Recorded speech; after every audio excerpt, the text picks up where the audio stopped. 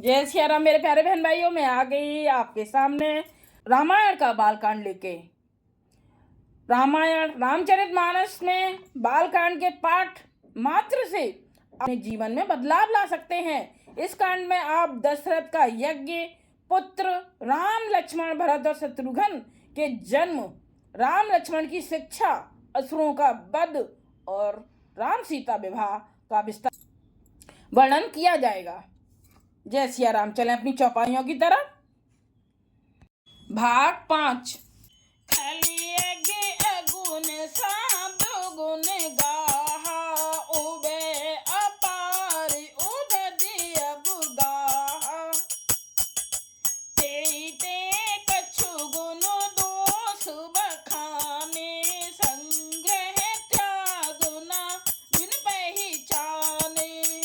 दुष्टों के पापों को अब गुणों की और साधुओं के गुणों की कथाएं दोनों ही अपार और अथाह समुद्र हैं।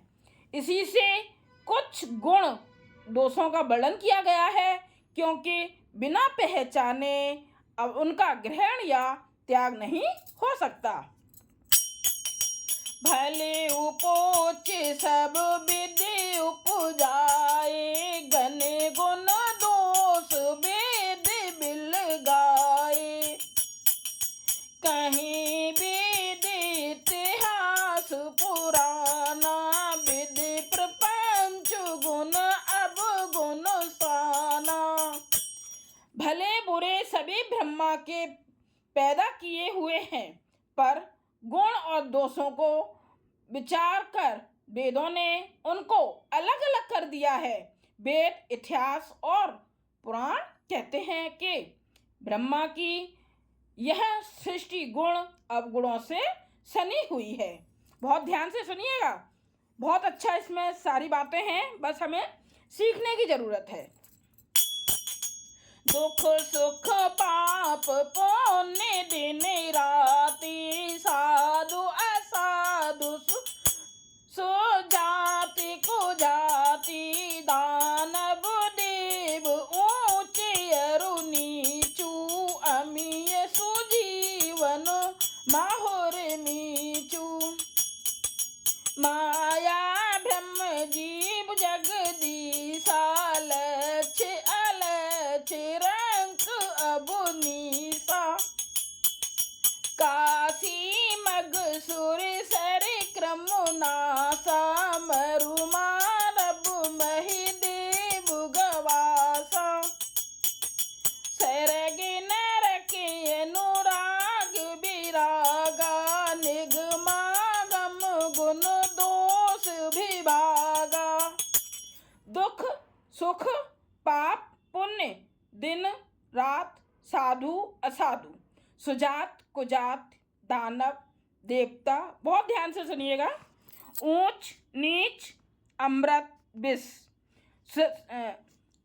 सुजीवन सुंदर जीवन यानी कि मृत्यु, माया भ्रम, जीव ईश्वर, संपत्ति दरिद्रता, रंक राजा। इसमें दोनों ही बातें बताई हैं। काशी मगध, गंगा कर्मनाशा, मारवाड़ मालवा, ब्राह्मण कसाई, स्वर्ग नरक, अनुराग वैराग्य, ये सभी पदार्थ ब्रह्मा की सृष्टि में हैं। वेद शास्त्रों ने उनके गुण दोषों का विभाग कर दिया है।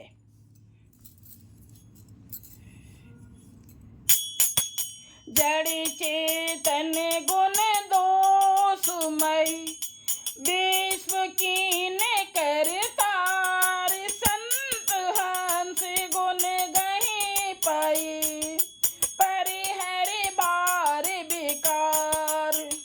धाता ने इस जड़ चेतन विश्व को गुण दोष में रचा है, किंतु संत रूपी हंस दोष रूपी जल को छोड़कर गुण रूपी दूध को ही ग्रहण करते हैं। जय सिया राम। ये हुआ हमारा 5वां भाग। लाइक कीजिए, कमेंट्स कीजिए और सब्सक्राइब कीजिए। जय सिया राम।